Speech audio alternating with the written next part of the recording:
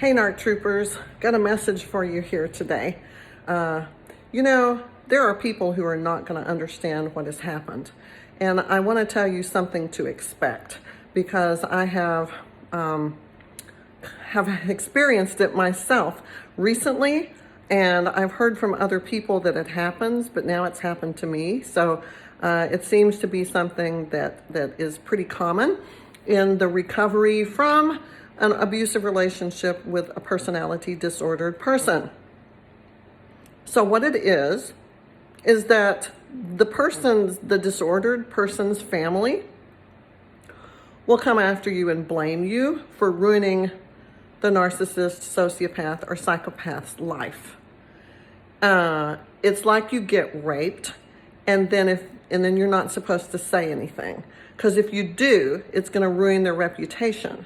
And so you're supposed to keep your mouth shut and not even allude that anything happened. Even if you don't name names, even if you're not doing any slanderous, libelous activity because you're not naming names, even if you don't do that, just by saying that something happened, a transgression happened, a crime was committed, and then people can fill in the blanks, connect the dots themselves and figure it out who it was that you're talking about. That's not your fault. That's your truth. So you get to speak what happened, the truth of what happened, not to make slanderous, libelous claims against anyone. No, not to do that. Not for revenge or anything like that. But as part of your healing, you have to say it to people. I'm a writer, so I say it on that platform, and I put it there. Don't name names, but we know, if we live in a world with the World Wide Web, one Google click away, you know everything about somebody. So if I can put away my shame, the stigma, the humiliation that I have experienced, to come to terms with it so that I can tell people, hey, heads up, this is something you might want to look out for. Because this is something that can happen to you. I'm going to continue to do that, because when you're in it alone, without someone like me to validate it and stamp it and say, this is normal, this is a normal consequence of this kind of relationship, without that, you're lost. You're like drowning in a sea of people who are denying you that it's even real or that it really happened. So back to the rape thing, they're going to say, what were you wearing? What were you doing? Were you drunk? Why were you drunk and in this person's house anyway? So if they raped you, then that's your fault, right? So, it's the same concept, blame the victim, because I tell you what, narcissists, sociopaths, and psychopaths always make themselves the victim. They always blame other people. It's somebody else's fault. My ex was trying to do something. I won't say what it was, but he was trying to have his delusions of grandeur fulfilled and go out and become a very famous blank doing this thing that he does. And, here's what I weighed. I weighed, which is more important, giving him an excuse to have somebody to blame if he fails, by telling what happened to me to help other people. This is about me being a life coach. This is about me sharing my truth and my story to help other people understand what's happening to them, right? That's the purpose. If I wanted revenge, I can think of a lot of many more creative ways to get revenge that would bring me much more satisfaction than writing articles about my pain and suffering, admitting that I've been fooled, that I'm a foolish woman, and that I have been bamboozled, that I have been played, that I'm an idiot. By admitting that publicly to the world, if it was about revenge, I guarantee you I would find some very constructive and fulfilling ways to achieve that. So that's not what it is. It's about, it heals me to help other people heal. To help, it's like we have a tribe. It's like we have a camaraderie together as a group of like people with similar experiences. So I'll tell you this, if you do anything like this, then it gives that narcopath an excuse to fail, because they'll say, it was your fault. If you hadn't done all that stuff where people could Google me and find out who I am and all of that, then I would be a famous millionaire blank doing whatever this thing is that he does. And so I get to be the patsy, the scapegoat, the excuse for his failure that was inevitable anyway.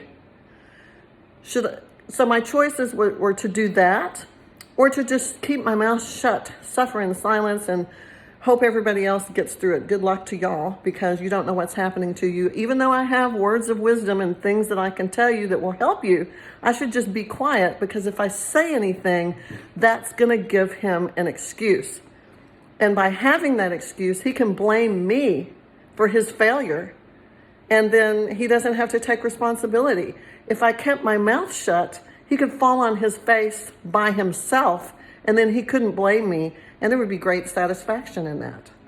So I have given up the opportunity to make that happen, to see him fall on his face knowing that he did it, rather than having a convenient excuse and blaming me.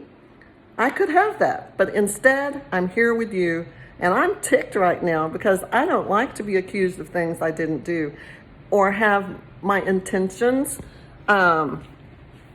being presented with like, oh, your intentions were to do harm and to get revenge. No, I have some revenge fantasies, and this is not one of them. This is about acknowledging the truth of what happened, reaching out to other people it's happening to right now, and helping them.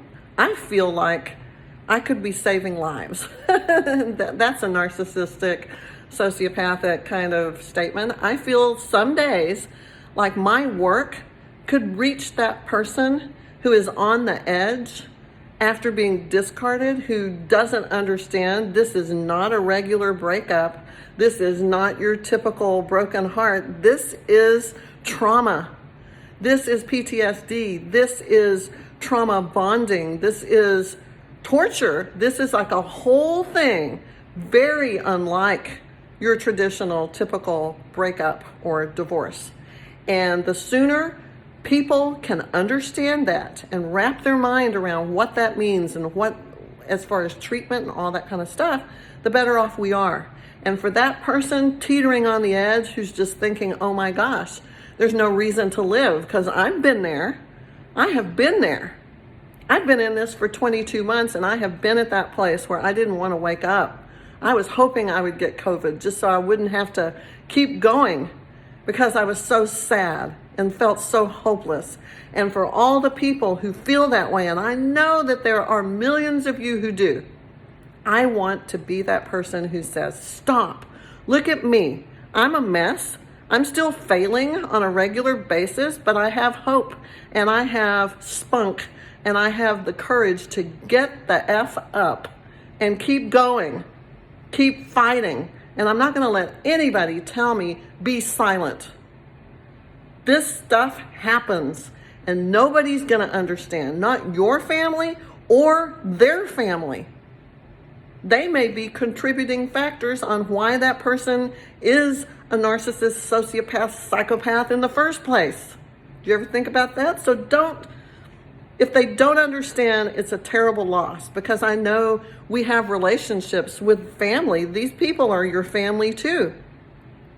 I love the people in my family. I actually love people in his family, but they don't understand. And if they have to make you choose your silence and your truth and what you're trying to do to help people, or no relationship, then I guess you have to let them go too. Right?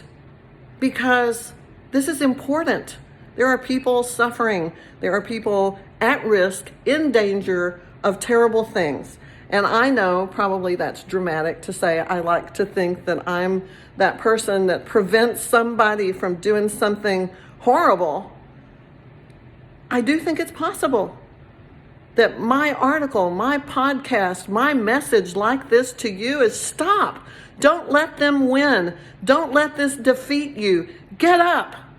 Or maybe if you're hurt so bad you need to lay there for a moment before you get up, okay, start crawling. Get to your knees at least and make your way across the floor. Don't give up. Isn't that the message I say all the time? Don't give up. Don't stop fighting to get well, to be whole, to be healed. And don't expect people to understand or support you in this, because I don't think they're going to. This is my new life mission, to help people who have been discarded by personality disordered cluster B people. And if I can help any of you in any way to ease your suffering, to fast forward you through to a recovery that might not be so easy without some of the things that I bring to you. If I have stopped you in a dark moment for reaching for something that was harmful, then even if that just happened once, I'm going to keep doing this until my last breath. It is my new mission. It's all I have left. I am going to be that recovery specialist, that life coach, that person who says, we can do this together. Do not let people bully you, threaten you, or misunderstand you to the point where you just cave in. If they don't understand, then they don't understand.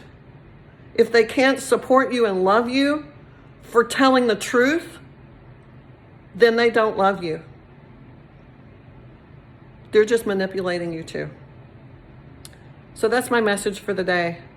We're in this together. You create your own tribe. You create your own family. And we, as survivors, thrivers, as NARC troopers, as people who are trying to get past the most horrific, soul-crushing, trauma-induced aftermath of a toxic and dysfunctional mental health issue kind of relationship, for us, we know what we're facing.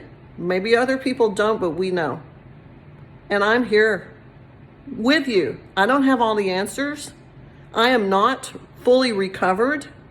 I don't pretend to know everything, and I have told you that many times, but I'm trying to find out, and I'm trying to share it, and teaming with you, partnering with you, being on this journey with you. Y'all are my family. Y'all are my family. Take that, think about it, and let the things go that you really have no choice but to let them go. All right, see you next time. Bye.